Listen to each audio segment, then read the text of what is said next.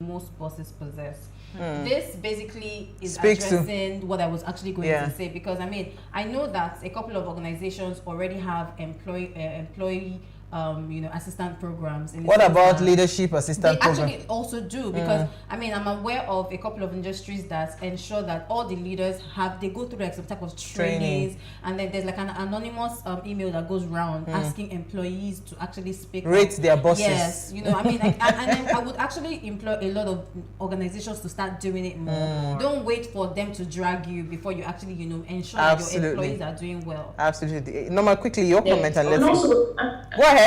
Okay.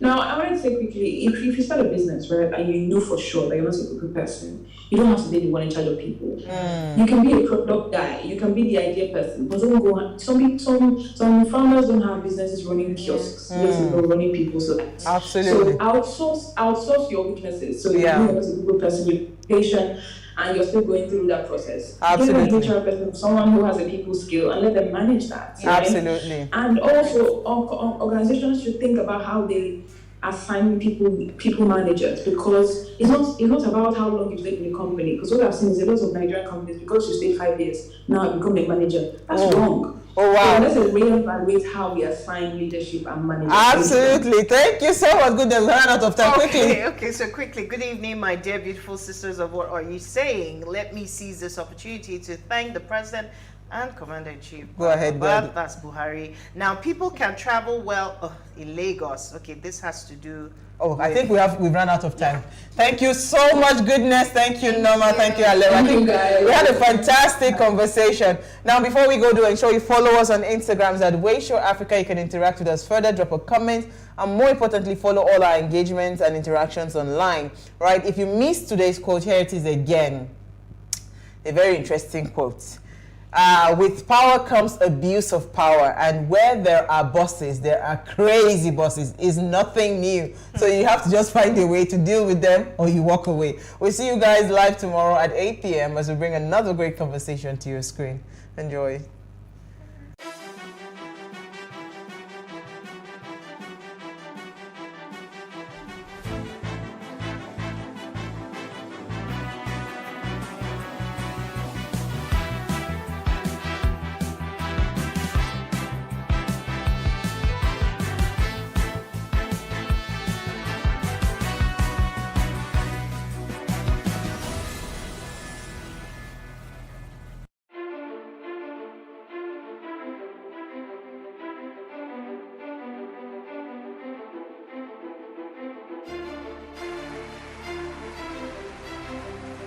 This medal has been directed to empower 1,000 persons with disabilities in each state in the next 12 months. When I start hearing the shoot of gun. Whatever I've done. Every public policy has winners and losers, and some will not be very happy with you, while others, usually the silent majority, will be quite happy.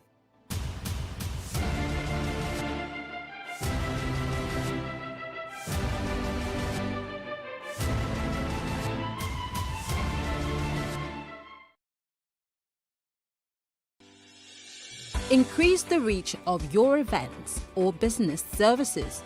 To advertise on Plus TV Africa, please call 0906 000 5719 or 0909 040 8408, or send an email to marketing@plustvafrica.com. Plus TV Africa. Big stories live here.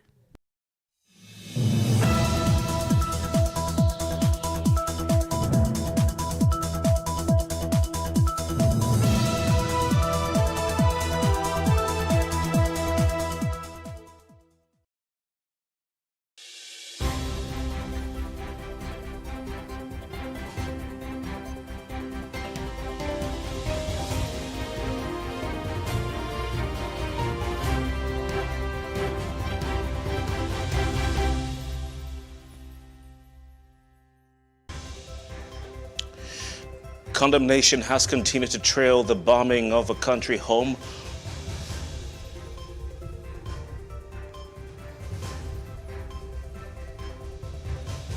Condemnation has continued to trail the bombing of the country home of the leader of Ohaneze Ndigbo last Saturday. We have the spokesman of the organization with us on the program this morning. Mr. President has been back in Lagos, the commercial capital of the country, this time to commission projects that are important. We look at the prospects for these and their impact on the Nigerian economy. And we dive into the headlines on the front pages of today's national dailies.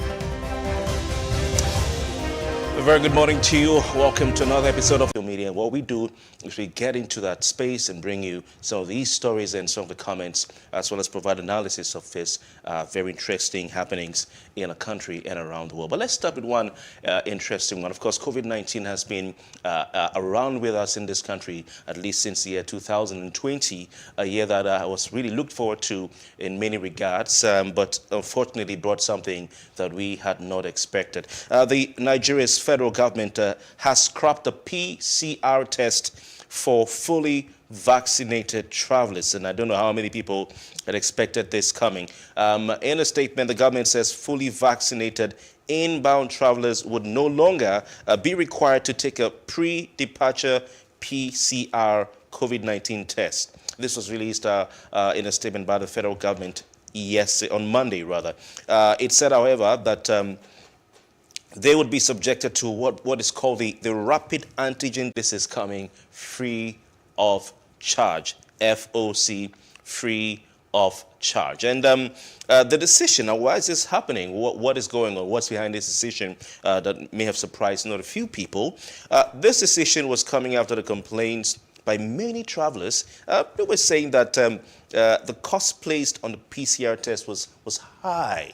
You know, this is what not a few people had been complaining about. The cost placed on the PCR test was high, and this is what has been said for some days now. The Secretary to the Government of the Federation, Boss Mustafa, is also the chairman of the Presidential Steering Committee on COVID-19. And of course, over the past few years, since this COVID-19 became a reality and the government started responding to it, that presidential task force had been, having press conferences, you've been watching on PlusTvAfrica. And so in this latest briefing by the Presidential Steering Committee in Abuja, he revealed this to the public.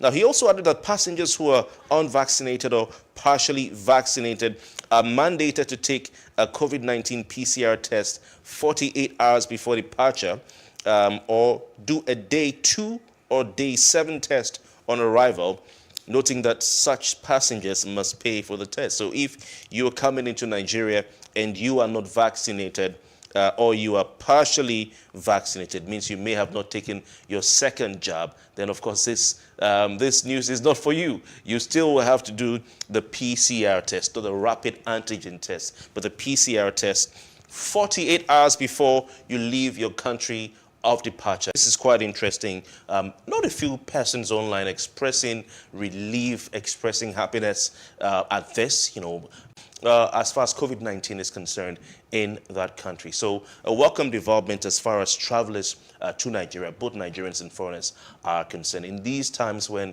if you looked at some of the comments online, people have been talking about the economy and how difficult things are for the rest of us. So some good news, and we'll keep watching this space, but that is what we have for now, that the federal government has scrapped the PCR test for vaccinated travelers. Note, vaccinated travelers, but there'll still be the rapid antigen test that'll be done, in the airport, and government will pay for it. How does that sound?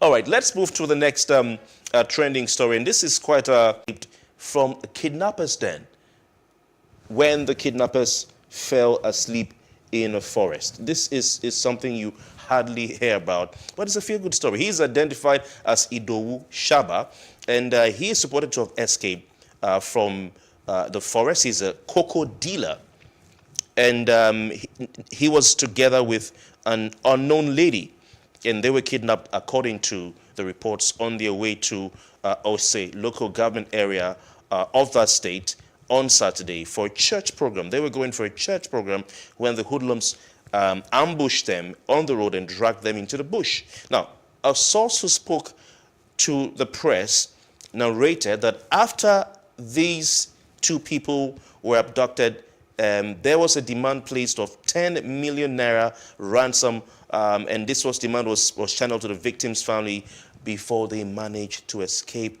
The kidnappers fell asleep in the forest. According to the source, the man who escaped, Shaba, he reported that the kidnappers were snoring heavily in the night. This is what he said. Let's take a quote. He says, quote, after the abductors saw that the victims had slept off, they too fell asleep. So he said he seized the opportunity to carry their weapons. And the story in the Bible where some disciples were in prison and they had to pray and praise, and then they said that the prison doors were opened and they escaped. This is something you only read of, you hear in storybooks, but this happened. It's quite bizarre, but it's a feel-good story that someone kidnapped was able to regain his freedom. It again paints a picture of the security situation in the country where it has come under fire. Of course, Cross River State is really hot because the battle for the soul of the state as the elections approach between the All Progressives Congress and the People's Democratic Party has heated up after the governor of Cross River State, Ben Ayade, moved from his mother party, the People's Democratic Party, a party on whose platform he became governor, to the All Progressives Congress. And some of his commissioners and some of the aides and some of the House of Assembly members moved along with him.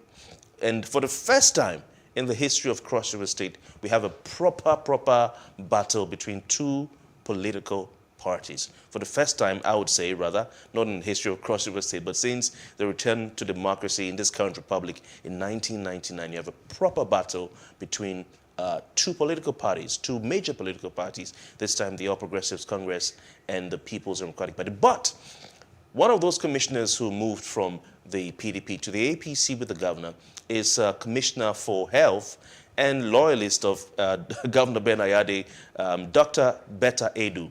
She's been embattled and embroiled in controversies, especially during the NSAS period when, Cross River State was accused of putting up false and fake figures of COVID-19 infection rates, and the state said they didn't have any single case of COVID-19.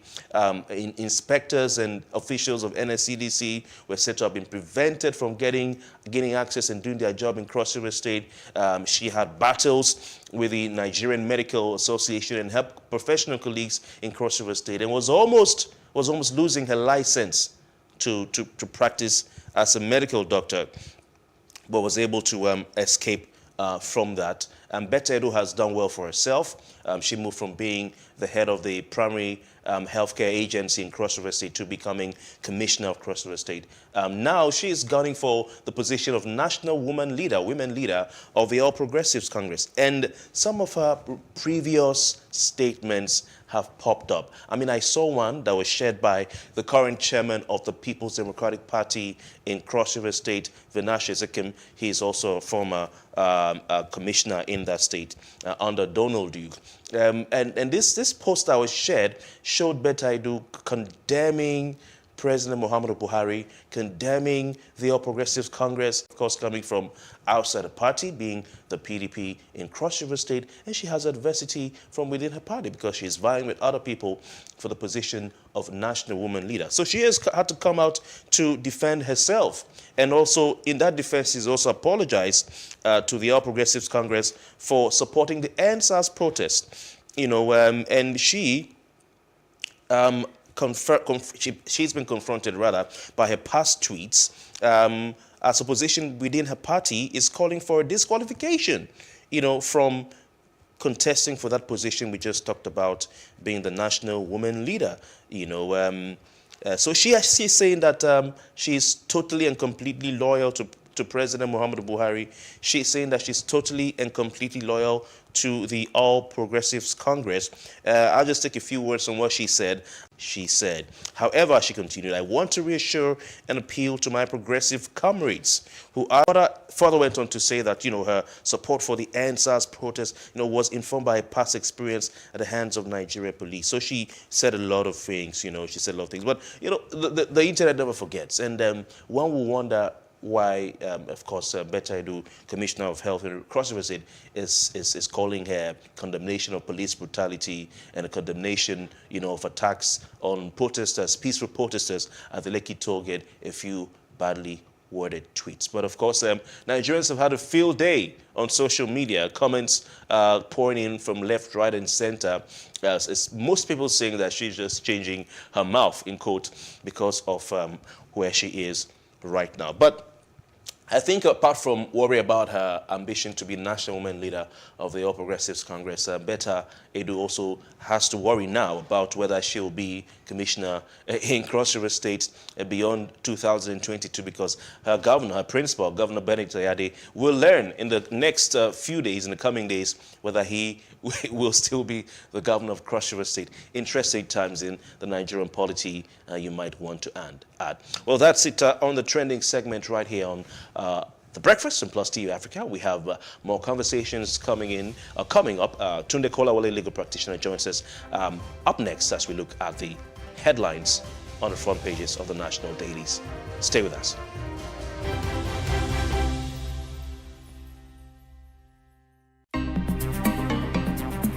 Life can be fun and rewarding, but it also comes with some risk. As in business, you win some, you lose some. And that's why you need to be wise in the choices you make. It's like placing a bet. Again, you need to be wise. Wise in choosing an innovative platform with the highest market options and highest odds ever. That's why Winners Golden Bet, the leader in online, in-shop, virtual, and live sports betting, gives you enhanced platforms that offer you the best chances of winning. For betting on live soccer matches, live dog races, and virtual games. Winners Golden Bet is your best bet. Instant payment of winnings guaranteed. Play online or in any of our numerous shops nearest to you. Hey guys, be wise. Play on Winners Golden Bet. Winners Golden Bet, the wise choice.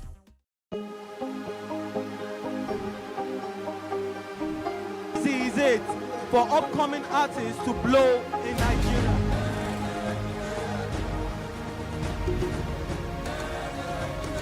Welcome to Plus Trending. I am Booking November, your host, saying thank you for joining us on today's episode. Welcome back. It's tea time on Plus TV Africa. Practice makes perfect. I'm not perfect yet, but I'm a lot better than I used to be. He's a king. He's entitled to marry 100 if he wants to.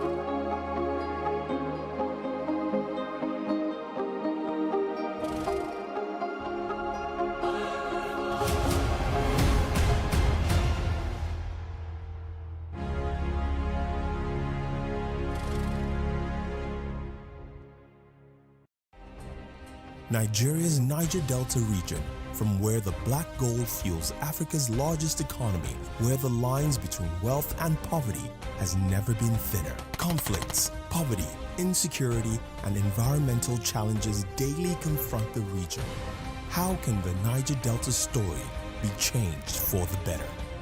Join Mamude Akuga at 9 p.m. every Friday evening on Plus TV Africa as he probes deep in search of solutions. Inside the Niger Delta with Mamude Akuga, the authentic voice of Nigeria's oil-rich region.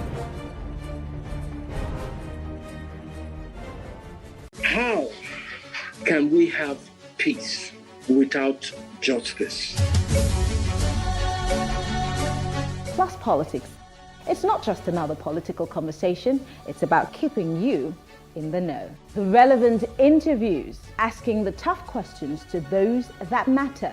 Get the answers you need.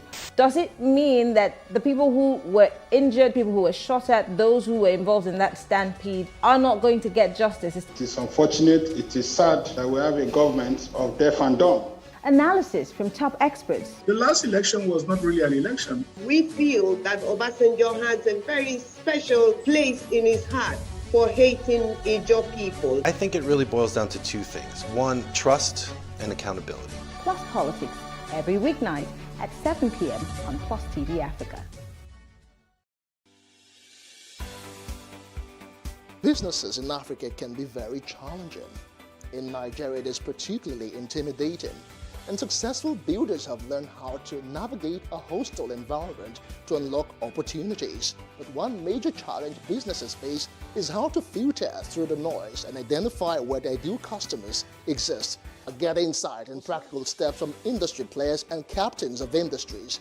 Hear success stories to help you make informed decisions as you scale your business in Nigeria. Watch Business Insights at this time on Plus TV Africa. What will you concede that he hasn't done well, considering his 3-point agenda when he was coming into office? There are some that he has succeeded to a large extent. There are some where he has succeeded very well. There are some that have question marks. Not for lack of trying, not for lack of effort, but because the challenges became multifarious and greater than was envisaged. No government solves all the problems in a country. Join me every week on Plus TV Africa and gain exclusive access to my conversations. I'm Angela Ajetumobi. Tenancy agreement. So in a case that the landlord wants to evict the tenant, in a case there's no tenancy agreement, what happens in court? Well, usually what the court will do, or what is expected of the landlord in that situation, is to look at the mode of payment. Number one, it is established there is no controversy as to the fact that the tenant relationship, a tenancy relationship between the landlord and the tenant. Space and Style, 6:30 p.m. on Saturdays and 5:30 p.m. on Wednesdays.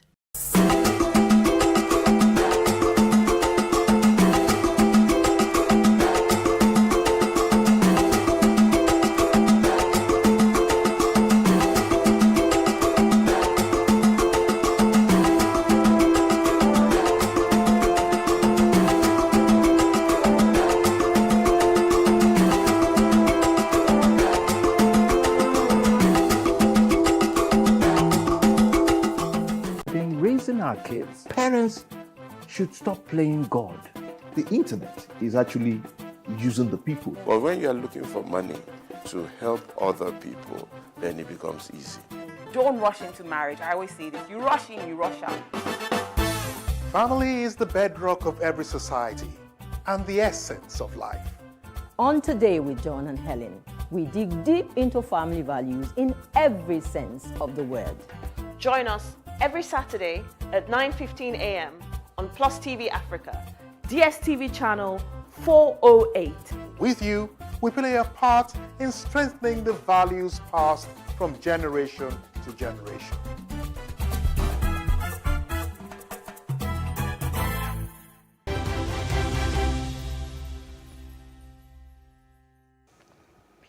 We're back. It's still The Breakfast right here on Plus TV Africa, and time to go through the headlines on the front pages of the national dailies. We have The Leadership, The Punch newspaper, The Nation newspaper, and The Guardian in tow this morning. Let's get things rolling with a look at The Leadership newspaper and the stories on its front page. Interesting headlines. The leading one there, amid zoning debate in PDP. This is from The Leadership newspaper. Amid zoning debate in the PDP, Atiku beats PMB's record attempt at presidency, makes sixth declaration. This is simply saying that if you look at the number of times a contestant or an aspirant has made an attempt at the position of president and declared, Atiku Abubakar is now on top of that chart. Amid zoning debate in PDP, Atiku beats PMB's record attempt at presidency. Now, the writers to that headline, let's focus on winning elections in 2023, not zoning, Tambuwal tells party. Southwest PDP leaders insist on Southern president Vote wisely, McCarthy, Daniels, Obi urge electorate and regulations guidelines for 2023 polls ready 10 months ahead. INEC. More from the leadership. Electoral Act, Senate to discuss court judgment today. And we have more. Reps grill Power Minister over poor electricity supply. Reps grill Power Minister over poor electricity supply. And of course, they're talking about the current state of the nation's power sector with epileptic power supply all over the country and a regular shutdown of the national grid. I'm sure the shutdown has become a word that we are all used to these days. Nigeria to witness agric boom with Dangote's $2.5 billion fertilizer plant, PMB, and we're looking at that later on the program. The president was in Lagos yesterday, and one of the projects he inaugurated was the $2.5 billion fertilizer plant by Dangote.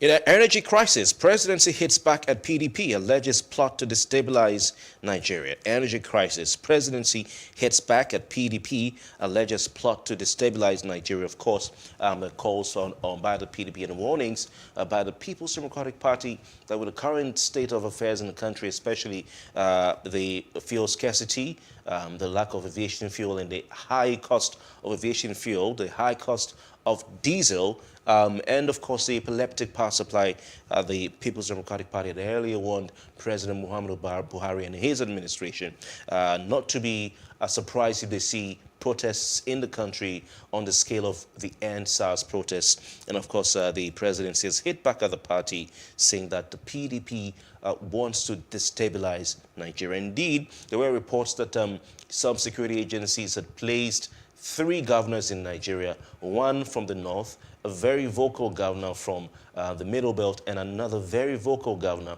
from Nigeria's south-south region that they have been placed under security watch for allegedly meeting clandestinely to plot violent protests in a bid to take down the Buhari administration, is what some reports had a couple of days ago. More from the leadership newspaper. Nigerians to pay 15% more for DSTV, Go TV packages from April 1. And a statement was put out by the organization theft. FG begins probe of operators' accounts to verify claims. Politicians have failed to engender country's advancement. Obaseki. Politicians have failed to engender country's advancement. Obaseki. And there's a beautiful picture on that front page of President Muhammadu Buhari. You have his Lagos State Governor, Babajide Sanwo-Olu, as the president visited Lagos, and at the inauguration, or the commissioning rather, of the new international terminal at the Murtala Muhammed Airport in Lagos. Let's move over to the Punch newspaper with some interesting headlines on the front page of that publication. The big one there, massive job cut looms, dollar hits 590 naira as forex scarcity bites harder. Massive job cut looms, dollar hits 590 naira as forex scarcity bites harder. And the writers to that headlines, we buy over 90% of forex from BDCs. Job losses likely, lament manufacturers. And banks limit online transactions to $20 per month. Travelers, others patronize BDCs. And of course, this is talking about the state of affairs in the country with the naira falling massively against the dollar and the continued dwindling fortunes of the naira. You talk about the cost of petrol and diesel with a scarcity that has been with us for some time, and the fact that the power supply has been epileptic. You have a lot of businesses now complaining that they cannot continue to keep the operations running with diesel or petrol fuel generating sets. And of course, this would also be reflected in job cuts. Apart from that, you have the banks, restricting the withdrawals on the Naira cards of their consumers, or rather their customers who travel abroad or overseas, to $20 a month. Now, this is a paltry amount. Some experts have said it's not feasible. And what these travelers are saying is they have to now go to the bureau de changes or the forex bureaus to get the USD to travel. Also, you have from the dollar. More from the Punch. Sluggish growth, unemployment battling Nigeria's poverty reduction. This is according to the World Bank, and details on page 22. Unable to even supply gas to the Western countries, and this has been a concern for a lot. We have the Nigerian economist and businessman Tony Lumelu lamenting some days ago, in fact last week, that particular situation. And now it seems that the federal government is set to find out what exactly is going on. But I'm sure that our guest this morning on Off the Press will have his ideas or her ideas about this particular headline. Power Ministry lists obstacles, reps decry excuses for blackout. Of course, the House of Reps are probing the incessant blackouts and the shutdown of the national grid in the country, and this is what they're saying. Power Ministry lists obstacles and reps decry excuses for blackout. You can find details of that probe by the House of Reps on page 21 of the Punch newspaper. Tambuwal rejects zoning. Southwest PDP insists on southern presidency. Tambuwal rejects zoning. Southwest PDP insists on southern presidency. Of course, the likes of Aminu Tambuwal, governor of Sokoto State, the likes of Atiku Abubakar, former vice president of the Federal Republic of Nigeria, interested in becoming the flag bearer of the PDP in the presidential election in 2023. And of course, with agitations from different blocks in the party for a southern president, you have the likes of Nyesom Wike, one of the leading figures in the People's Democratic Party, calling for the South to produce a president. Of course, you have also the Southeast bloc of the PDP calling for the South to produce a president, or for the Southeast in particular to produce a president. And of course, this interest from the North, who want to be the flag bearer of the party, would always come out to say these things and to also protect their own interests as well. What do they say? Politics is a game of interest. More from the Punch newspaper this morning. Buhari seeks a speedy completion of airport concession on second Abuja runway. Buhari seeks speedy completion of airport concession, second Abuja runway. And whilst commissioning the second of the new international terminal of the Murtala Muhammad Airport, the president revealed that the concession project of the federal government is still ongoing. What we hear from the Minister of Aviation, Hadi Sirika, is that bids have been received, and they are in the stage of receiving bids. And now, after they have completed receiving those bids, they are to go into look at the sealed bids to pick the winners for these concessions for management of these federal government-owned airports across the country. And some people have also pointed out that the maintenance has been a major Achilles heel as far as public infrastructure, government-owned infrastructure in Nigeria is concerned. And some of these commentators are saying that they cannot wait for the concession of this new airport. Right now, you have the Federal Airports Authority of Nigeria, which is in charge of the airports in the country that are federally owned. Even the state airports also, we have the Federal Airports Authority of Nigeria in charge of these airports, and they also are responsible for the day-to-day running of these airports. If the concession pulls through, we'll be seeing this particular new airport being taken over and handled by a concessionee company, and that, of course, will be a welcome development. Maintenance culture has been an Achilles heel in this part of the world. People have talked about several, federal projects that have become moribund, and hopefully this particular new international wing of the Murtala Airport will not be. You can read details of these on page 7 of this, on page 7 of the Punch newspaper. More from that paper. Dangote's $2.5 billion fertilizer plant will boost food production, export, Buhari. We have more on this if you want to read on page 21 of the Punch newspaper. Obiano's government left 100 billion naira debt, 300 million naira cash, says Soludo. I looked at some of the clips of his interview yesterday, and he had a forlorn look. He didn't look too happy when the new governor of Anambra State was asked about the state of affairs, or financial affairs of his state, Anambra. And he had to say, well, he met a few hundred million naira on ground and over 100 billion naira in debt. And he looked really sad.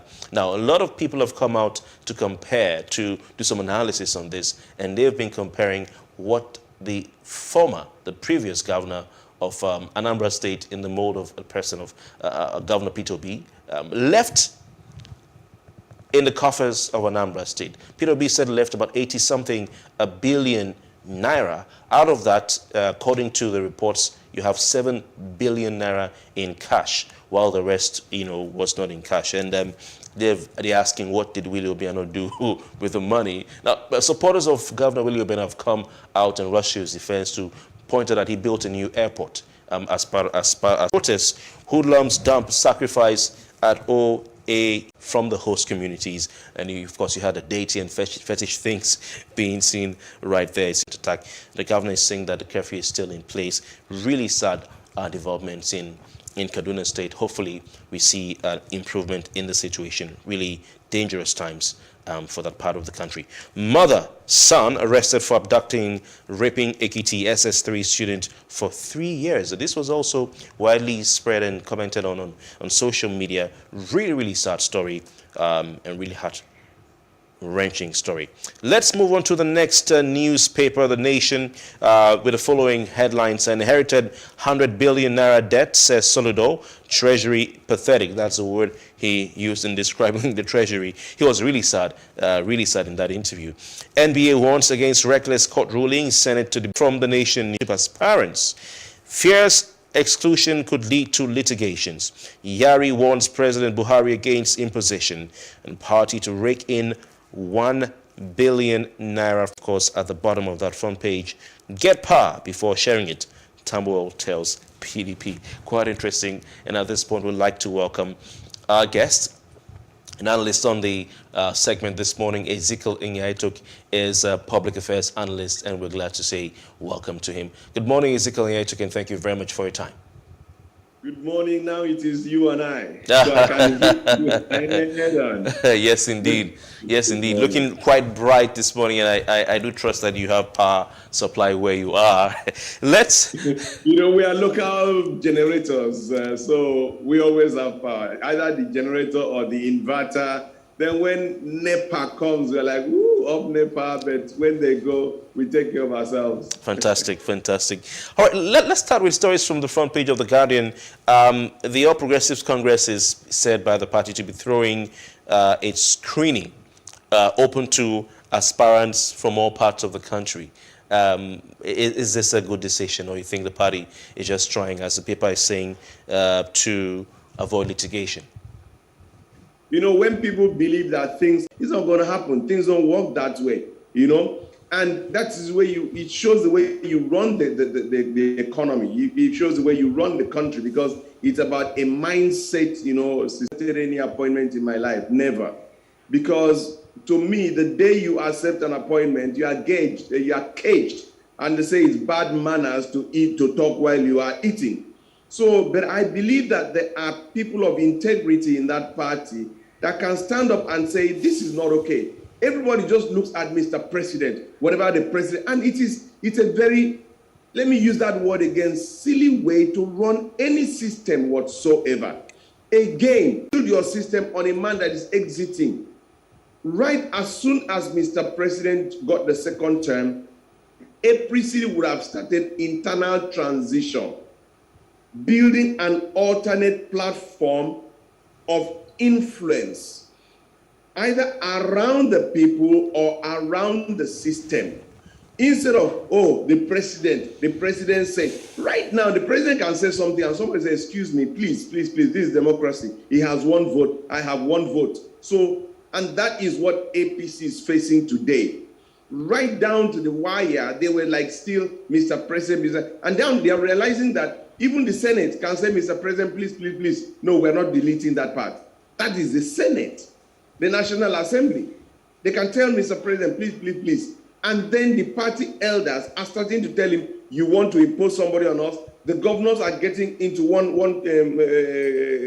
group, and then the stakeholders are getting. So there's this cacophony of voices, and it will only take God for APC to come through this. And that's for one reason. They refused to plan while it was day. That's what Jesus said.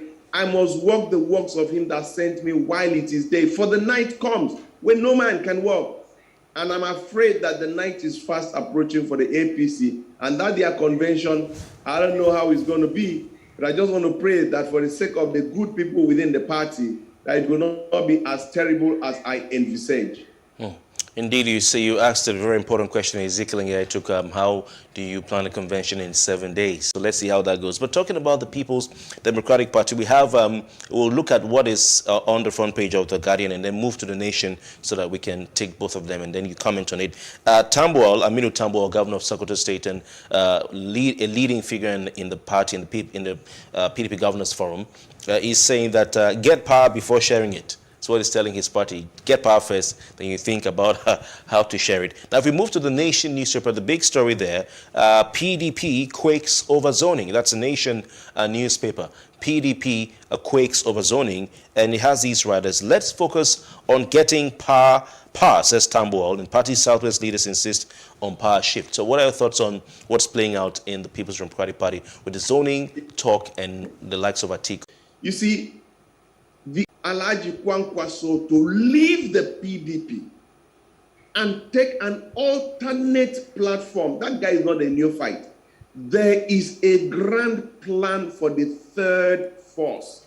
You know, people just think that the third force means, oh, everybody will move into one vehicle and move on. Guy, just relax. I can tell you this for free. Things are getting done in pockets, and it should be that way. And at the fullness of time, there's going to be a convergence. ADC is already being adopted by major parties to form a major plank. I know that my friend Wole Adewale is speaking SDP and is forming a major flank. I know that Alhaji Kwankwaso is taking the NNPP and forming a major flank. I can tell you this for free, that as time goes on, each of them is going to sensitize the public on the fact that, look, this old order needs to give way to a new order. So there is not one voice, it is several voices. As time goes on, these several voices are going to come with the new message and distill into one, and Nigerians are going to have an alternative to APC and PDP. When everybody just came, oh, the time is too short, I laugh at them. I tell you this, I've said it before. The man in power does a marathon. He has the resources, he has the power, he has everything. But the opposition will always do a dash. It's always a strike. Around from September, not even this next April, May, no. They are going to go their ways. But from September, you start to see voices coming together, Nigerians setting agenda, profiling what they want, the people having more voice, and then there'll be better alignment that will crystallize around December, and by January, before February, you see a formidable force that is going to give Nigerians a credible alternative. While that is going on, APC and PDP will be busy fighting all sorts of things. They will see the handwriting on the wall, and they will start coming nocturnally to these new places to say, look, you know, we can't be in front, just find accommodation for us. I tell Nigerians, and I speak as somebody who cares about this country, it's not about politics, that there has to be a new sound, a new music, a new hope for Nigerians. We can't continue this way again. All right. If you're proven right, Prophet Ezekiel, I'm sure that you'll begin to give the issues with the two leading parties in the country, the ruling All Progressives Congress and the People's Democratic Party. We have this zoning arrangement, this zoning formula, and we have sort of unwritten, everybody contests first, then we think about zoning later. In other words, if a Northerner wins the presidential ticket of the PDP, then it's zoned to the north. And we have the likes of Bode George saying Tambuwal's position is putting the cart before the horse. He's saying it's illogical, it's untenable. The southwestern bloc of the PDP is also saying that the southwest zone supports that the next president should come from the south. Are these parties doing the right thing, in your opinion, in leaving it open for now? Especially, I'll tell you something for free. Nigerians need to know something called politics. It's like the law. The law is not morality. The law is about principles and processes. But unfortunately, his people have not been able to do the good job of proving beyond reasonable doubt. And A man is entitled to something, but unfortunately, his lawyer did not plead, and the law does not give you what you did not ask for. O.J. Simpson was a good case. Everybody knew that this guy was guilty, but they just could not fix it. And a smart lawyer got about it. If it does not fit, then it should be exited. Okay? Coming back to politics. Politics is a game of numbers. Politics is not morality. Parties are in it to win. They are not in it to be religious. They are not in it to be moral. They are not in it to be this. That is not the expectation of politics. So PDP is looking at something. They said, look, if it goes to the south, is it wise for us to get somebody from the south? What do we do?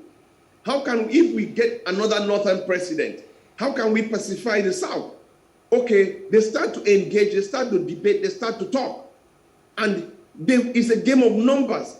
I'll tell you for free, in Akwa Ibom State, I'm contesting the governorship of Akwa Ibom State. And everybody said, oh, let it go to the Uyo Senatorial District. I am saying with them, yes, PDP, APC, all of you, pick from Uyo Senatorial District. God help you. I am from Ikodekpene Senatorial District. One day you wake up and discover that everybody is sharing the votes from Uyo Senatorial District, and a strong candidate comes from Ikodekpene Senatorial District. He's more likely to get the bulk of his people if he presents a good agenda. And then the Eket Senatorial District, whom you are telling will have to wait for another 16 years, they are looking at that and say, look, this thing has gone through the 3 senatorial districts. It is complete. So now the point is, whoever has the capacity, let him pick it. Now, all I need to do is all the candidates are fighting for the votes of that senatorial district. When this happens, you start to see Uyo people or Uyo say issue of zoning is going to remain something unresolved within the PDP because they want to take power. As a result, they are waiting to see where APC is going, and then they will now look for an alternate way to counter them and get more votes. And once that is done, they will pacify the other zones by making... Interesting times, and we'll wait to see what plays out as far as the 2023 presidency is concerned. But let us go back to an interview granted yesterday by the brand new Tiaraba governor of Anambra State, Chukwuma Charles Soludo, professor, who revealed that in a very, very sad, he looked really sad, that he met a pathetic treasury in his state. He was asked how much he met on ground, and he talked about the state of affairs financially, and he said he met a few hundred million naira in the treasury cash in the treasury of Anambra State. You know, the speculation suspicion is that that's between 300 to 400 million naira. But he also said that he bet a debt of over 100 billion naira on ground. And your thoughts on this, especially as this is the state, the Anambra State of Peter Obi? Yes. It's an area I have very strong opinion on, because I want to tell Nigeria. And that's from the front page of The Nation. Sorry to interrupt you. Yes. That. Yeah. Yes. The first thing is that I feel a little disappointed. Why do I feel a little disappointed? I, Architect Nyaito, am not as close to the system as he was to that system. I have an idea, not less than 60–70% of the state of economy of Akwa Ibom State. I have gone to debt management office, I've gone to Federal Ministry of Finance, Accountant General's office, budget is doing a good job. I have done a profiling of the affairs of my state. I don't know certain details, I will never know, but I cannot come today and be surprised at what I see. And that's because for him, he should not be surprised. He should have known the state of affairs. These things are not rocket science. There's nothing you are seeing now that you couldn't have seen. A good part of it, 70% of it. The debt of Anambra State is there in debt management office. It's there. If you go to Federal Ministry of Finance, you get it. You go to Accountant General's office, you get it. You get to, even World Bank also has these figures. Yeah, I think it was more of sadness than surprise, because the figures were recently released by the Dead Management Office are out there. No. The days of sadness was before campaign. When he saw them, those are the days he would have been sad. You can't be sad today. Today is to walk and address the situation. Soludo, I've had so much confidence in him. He shouldn't start this way. He shouldn't. He should say, well, the situation is pathetic and he's no longer emotional because he's known it long time ago. But then Umbrarians, we've got to work. That is why when he was doing all those flamboyant campaigns, he should have stopped it because the money had to come from somewhere. When I go with 3 cars, people are like, you want to be a governor, you're going with just 3 cars. I said, yes, because I alone talk to you. These 3 people are just my media people. Why would I bring 100 people from Ikolepene to go to Eket to talk to 50 people? It doesn't make sense. And I moved that same convoy. When I get there, only me talks to you people. Get good security and then go meet the people, do town hall, keep the cost low. That's why I'm so surprised that people are running these campaigns with all this flamboyance, uniforms and everything. And I ask, do these people know the state of the economy of the state they want to campaign to lead? They don't know. They don't know the state of the economy. If not so, they will not have the long convoys at a time like this that the cost of fuel is so much. Who is fueling these cars? Who is buying all these uniforms? Who is hiring all these people, the crowds, the bosses, to do what? INEC should come in at this point and save this country and stop all these rallies and limit politicians to town hall meetings, which is what I'm doing. Yesterday, I was under the tree for 4 hours talking to close to 200 of my coordinators. I went with only 2 vehicles, my key staff and my whatever. We were there for 4 hours talking. It's 8 o'clock. The person next door didn't even know what was going on. That is a man who knows what he's in for. I can waste money. When you are wasteful when you are campaigning, how can you be prudent when you get on the seat? And INEC has to come out hard and redefine campaigns because Nigeria is in a dire strait and we need people who understand what they are going in for. We all have this mindset that governance is so much because every governor, even Obiano to his last second, was moving with large convoys and making it look like the whole state was okay. Meanwhile, you had only 300 million in your covers and then you have a debt burden of over 100 billion. In Akwa Ibom State, what is the situation? We've got to be sober. Everybody seeking an office of the governor has to exhibit a certain level of sobriety, knowing that things are not okay. Industries are shutting down. Where will your internally generated revenue come from? What is your plan? What is your strategy? Do more of talking, town hall meetings, engage the people, answer questions, spend time with them, and leave these rallies and all this paraphernalia. It means you don't even know what you are in for. You are going for a burial of a young child and you are going with a band. Are you okay? Exactly, yeah, it's very interesting, and of course, you're talking about campaign financing. That's something that needs to be looked into. I know you're talking from experience, from what you've seen, but I hope that the people who see you coming with 2 cars alone will not feel that you don't want to give them, you don't like spending money, like they said to Soludo when he said he was going to have a small swearing-in ceremony, because people want to see big things, want to see flamboyance, and they say, aha, you're a big man. And then it's a very important question, and it's a mindset that God is helping us to address in Akwa Ibom State. You see, you need somebody who has to tell you that every fuel that is bought is money that could have been used to pay you your salary or your gratuity or your pension. Every uniform that is bought, where is it from? It's either private or government. If it we spent anywhere was 3 hours, yesterday was 4.5 hours. People are asking questions. And people, even the people, I said, I'll pay your transport. At the end of the day, for the first time, they say, sir, we can afford to pay the transport back. Don't pay that transport. Okay. We can afford to do this. We didn't know it this way. We didn't think of it. For us, it is let's get what we can while we can. But knowing that, knowing that you are saving it to give us a better future we didn't think this way. God bless you. This is quite interesting. Hopefully we can have this replicated on a larger scale across the country, and maybe we won't have stomach infrastructure politics again.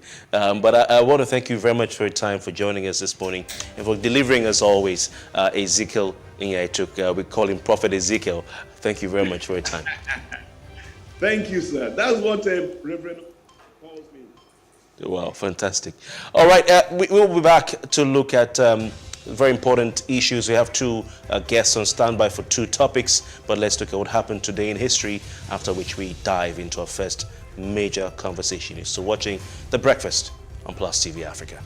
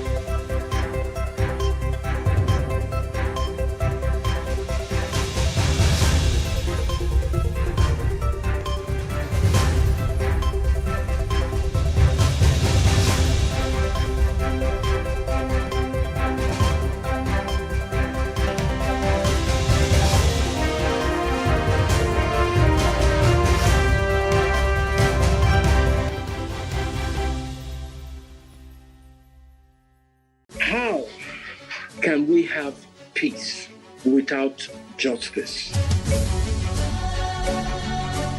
Plus Politics. It's not just another political conversation, it's about keeping you in the know. The relevant interviews, asking the tough questions to those that matter. Get the answers you need. Does it mean that the people who were injured, people who were shot at, those who were involved in that stampede are not going to get justice? It is unfortunate, it is sad that we have a government of deaf and dumb. Analysis from top experts. The last election was not really an election. We feel that Obasanjo has a very special place in his heart for hating Ijaw people. I think it really boils down to two things. One, trust and accountability. Plus Politics, every weeknight at 7 p.m. on Plus TV Africa.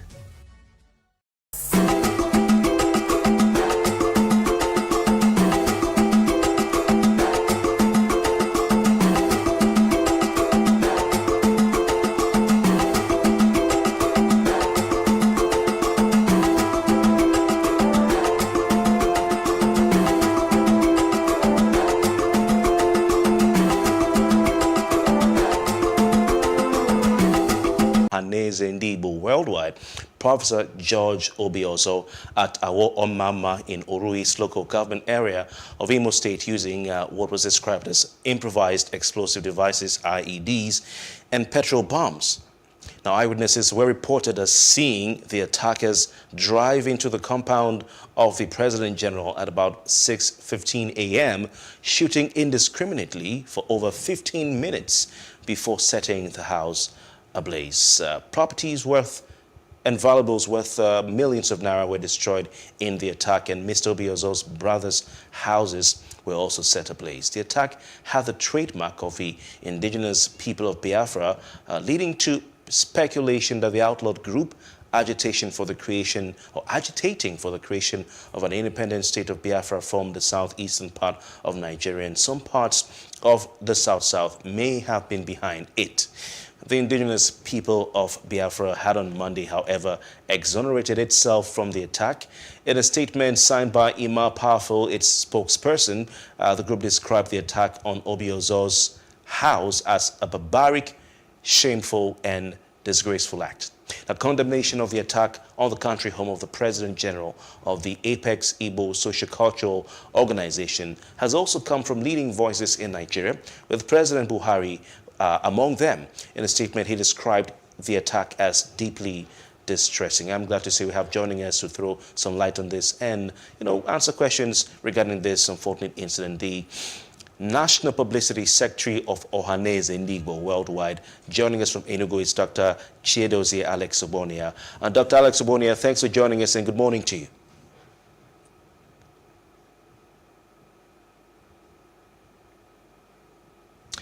Hello, Dr. Alex Obonia, are you there, please? Yeah, I'm there with you. All right. Thanks for joining us and good morning to you. Thank you very much. Yes. Can you please tell us, for those who want to hear from the horse's own mouth, as it were, what happened on Saturday at the country home of Professor Obiozo? Yeah, Ohaneze has not issued statement on that, and it's very deliberate. It's very deliberate because we don't want to be in a hurry to issue statements. Sometimes people may hurriedly issue statements, and sometimes maybe on suspicion of one thing or the other, they may misstep. So because of that, we deliberately decided to issue statements of some basic investigations are conducted before we'll be able to know the exact position. As a matter of fact, what most people suspected, they thought it's IPOB, but you can see IPOB came out to disclaim and also to condemn what happened at the other house as barbaric, and of course dissociated themselves from such barbaric act, and they don't have any reason whatsoever to attack Professor Obiozo or the Obiozo president. Okay. The same way, many other groups have condemned what happened. So I am sure that in the Southeast as a whole, there's a kind of racism that is arising as feeling of alienation and marginalization or indignity that is being meted on the people of Southeast. So a lot of people are angry, and this is giving into kind of frustration with the system. So most people say IPOB, but it's important to say that it is beyond IPOB we are making on the people of Nigeria. It can be granted. And that request is that about 53 years after the Nigerian Civil War, they are not given a good sense of belonging in the governance structure of Nigeria. It is my belief that all these things will help to reduce on the agitation, and there will be peace will return in the Southeast. So, like I said, a lot of people are aggrieved, and that is heightening the most peaceful state, a zone in the whole Nigeria. Until the correction center was correcting security gadgets around. So, as a matter of fact, that are going on carrying out this operation. So But we know what happened. It's documented. If I'm looking at pictures on my tablet right now of the burned house, it looks like what can be described as a premeditated attack. Improvised explosive devices being detonated, petrol bombs being used. Would you agree with those experts who've also shared that same view to say that this is a premeditated attack, planned and coordinated? Yeah, I want to agree with you that it's premeditated. and coordinated. But what I said is not clear. It's people that perpetrated the act. For us, it's not yet clear. Imo State government is working hard, and I'm very sure very soon they will come with their own report. Nigerian police, President Buhari has also given out instructions that this will be found out. It's true, it's coordinated, it's true that it's premeditated. But it's also true that for now, as I'm talking to you, we have not been able to know people that did it. Everything you said is right. Okay. But to say these are the people that did it, these are where I am coming from. We don't have them now. Dr. Ogbonnia, some people, some security experts that we talk to from time to time are always of the opinion that the chiefs and the traditional rulers of thought, and even governments of certain states and communities where you have insecurity or acts of insecurity or security breaches know the people behind these things. If you're talking about banditry, if you're talking about gunmen attacks, if you're talking about terrorism, not a few security experts will always say that they know those behind this. Are you saying that no one in the entire Ohanese Ndigbo can put a finger to say these are the boys or the people who did this? Investigation. So we wait for, you have division of labor. We wait for police, detectives. Yes. They're not in position to know. About so-called unknown gunmen, about IPOB and all that ESN in the southeast. Is that indication as to what may have been the reason for this attack? Well, something that is very clear to everybody in Nigeria is that our youth, boys and girls in the southeast, they are almost impatient with people of our class. By age group, I mean class. Whereas the elder ones in the southeast are urging them to be patient, believing that it shall be well with Nigeria and the southeast, believing that maybe by 2023 the alienation and migration will stop, believing that people that are very patriotic and love this country will reason together to see how the alienation towards the Igbo will stop. So why the younger ones are saying that what they are looking for is wild good case. That is, that what they are looking for is not feasible. That this thing has started a long time that is likely to continue. That we are rather wasting our time thinking that the power will come to us. On the other hand, they are very angry with even myself as I'm talking. But it's no longer what people call IPOB now. What I'm saying that there have been proliferation of agitation groups in the southeast. People are very people are agreed. So what we do not know is that the group that did this, whether it is the IPOB, ITOP, this or that, or non-government or whatsoever. That is what we say we don't know. But we know what is clear that the people that did this are agreed, premeditated, coordinated. Okay. We know. Dr. We also know that some of these attacks come from outside to disarticulate and disorganize the southeast. To give them a bad name, to create a bad image for the southeast. When you talk about southeast, it will appear as there are people who are in violence, people who are not organized to even lead themselves into Nigeria.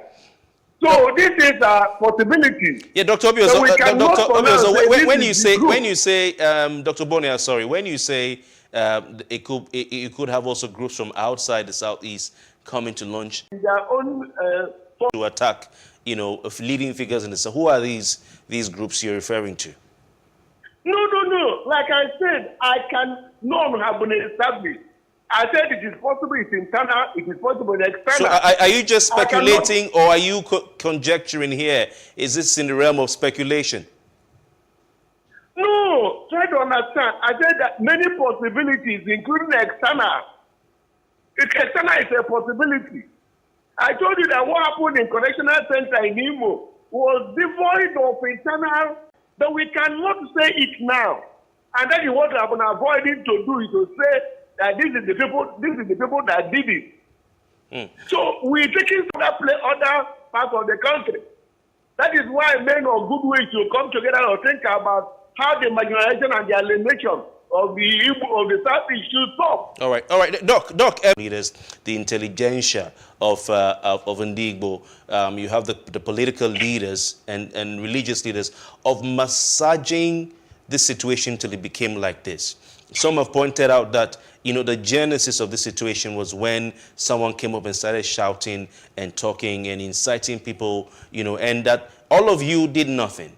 None of you came out to condemn. None went when the Pandora's box was being opened, and now it's too late. Almost like what happened in the Northeast. So the idea for those who say these things is that you're basically just enjoying what you encouraged.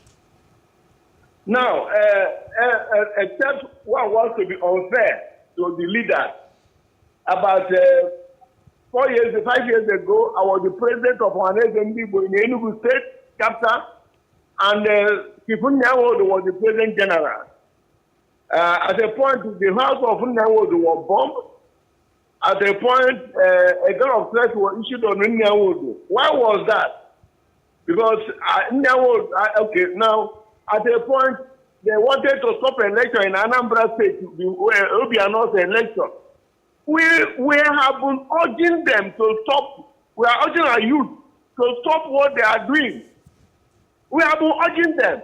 The first inaugural speech by Obiozo urged them to stop with their children. You know, you must be possessive. Sometimes you can use their car. It's not. So this is give basis and lay the foundation for the agitation. So I find it difficult really to stop the younger ones because everybody is staring you on your face that things are not working well. Okay. Indeed, it's a grim situation, you know, and indeed, the report, you know, not seeing any security presence of either military or police. Or, you know, someone told me they saw a human heart on the road. You know, some have been kidnapped. You know, we have situation between on the border between or boundary between Abia State and Anambra and Imo State. Sorry, a lot is going on there. A lot of people have been killed. We will dialogue with aggrieved parties, but we do not know